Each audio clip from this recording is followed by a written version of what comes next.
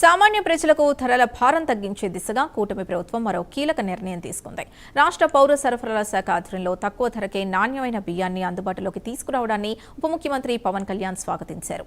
BPT super fine బియ్యాన్ని kilo 52 రూపాయలకు, grade 1 పచ్చి బియ్యాన్ని కిలో 50 రూపాయలకు రాష్ట్ర వ్యాప్తంగా రైతు బజార్లు, రైస్ మిల్లర్ల ప్రత్యేక కౌంటర్లలో ఆగస్టు 1 నుంచి విక్రయించనున్నట్లు తెలిపారు. ఈ నిర్ణయం సామాన్యుడికి ఆర్థికంగా ఎంతో ఊరటనిస్తుందని పవన్ కళ్యాణ్ తెలిపారు.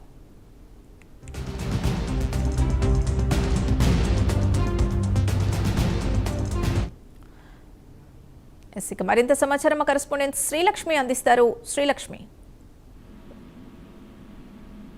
చందు, కూటమి ప్రభుత్వం సామాన్యుడికి అండగా నిలుస్తుందని చాటి చెప్పేలా ఆ రాష్ట్ర పౌర సరఫరాల శాఖ తీసుకున్న నిర్ణయం స్వాగతించదగిందని చెప్పి డిప్యూటీ సీఎం పవన్ కళ్యాణ్ అయితే చెప్పడం జరిగింది.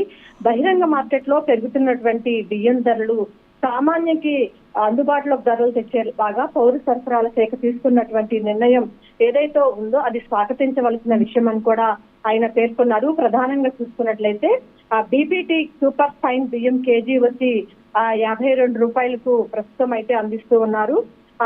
పచ్చ బియ్యం అంటే రా రైస్ అన్నమాట, వాటిని 50 రూపాయలకు అందించేలాగా చర్యలు చేపడుతూ ఉన్నారు. సో ఏదైతే ఆంధ్రప్రదేశ్ రాష్ట్రంలో ఇప్పుడు ఎల్నినో ప్రభావంతో బియ్యం ధరలకు రెక్కలు వచ్చిన పరిస్థితి, ఒక్కొక్క కేజీ మీద కూడా మనం చూసినట్లయితే బస్తాకి 250 నుంచి 300 రూపాయలకి కూడా పెరిగిపోయిన పరిస్థితి. సామాన్య మధ్యతరగతి ప్రజలకు నిత్యావసర వస్తువుల్లో రైస్ అనేది ఒకటి ఉంటుంది. కాబట్టి ఇప్పుడు పౌర సరఫరాల శాఖ ఏదైతే తీసుకుందో ఈ నిర్ణయం చాలా శుభ పరిణామం అని చెప్పి కూడా ఆయన చెప్తూ వచ్చారు. ఈ కూటమి ప్రభుత్వం సామాన్యులకి పెద్దపీట వేస్తుంది, సామాన్యుల ప్రభుత్వం ఇది అని కూడా మరోసారి ఉప ముఖ్యమంత్రి పవన్ కళ్యాణ్ అయితే స్పష్టం చేయడం జరిగింది.